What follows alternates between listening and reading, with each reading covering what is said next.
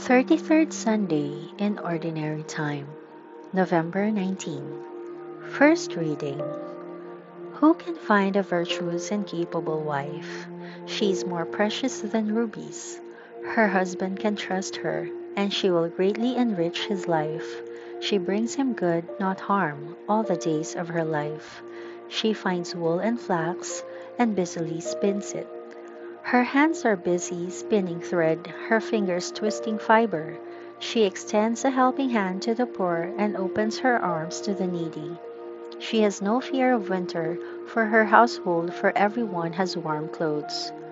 Charm is deceptive, and beauty does not last. But a woman who fears the Lord will be greatly praised. Reward her for all she has done. Let her deeds publicly declare her praise.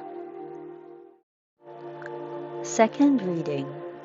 Now, concerning how and when all this will happen, dear brothers and sisters, we don't really need to write you.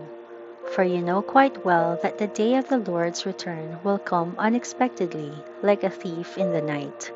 When people are saying everything is peaceful and secure, then disaster will fall on them as suddenly as a pregnant woman's labor pains begin, and there will be no escape. But you aren't in the dark about these things, dear brothers and sisters, and you won't be surprised when the day of the Lord comes like a thief. For you are all children of the light and of the day. We don't belong to darkness and night. So be on your guard, not asleep like the others. Stay alert and be clear headed. Gospel.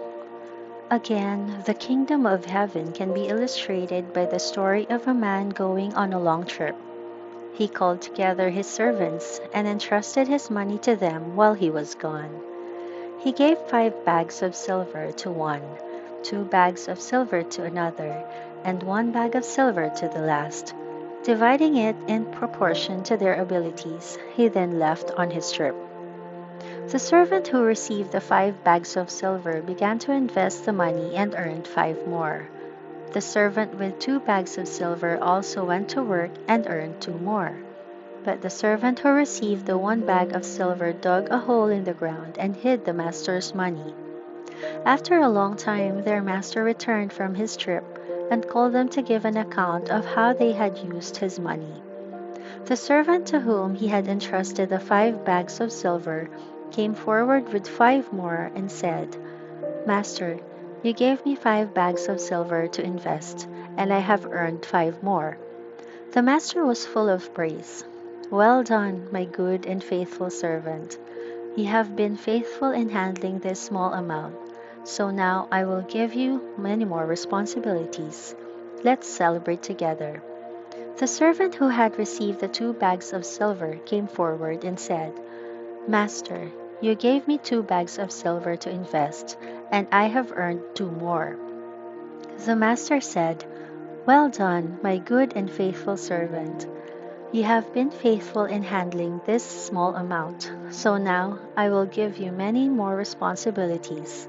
Let's celebrate together."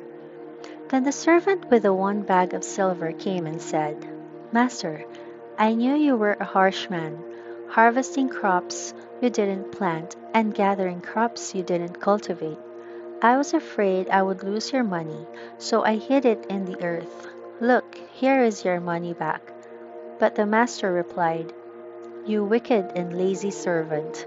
If you knew I harvested crops I didn't plant and gathered crops I didn't cultivate, why didn't you deposit my money in the bank?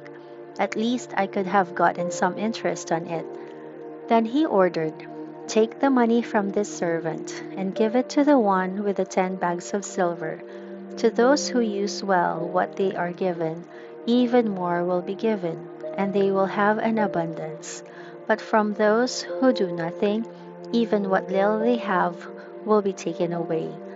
Now throw this useless servant into outer darkness, where there will be weeping and gnashing of teeth."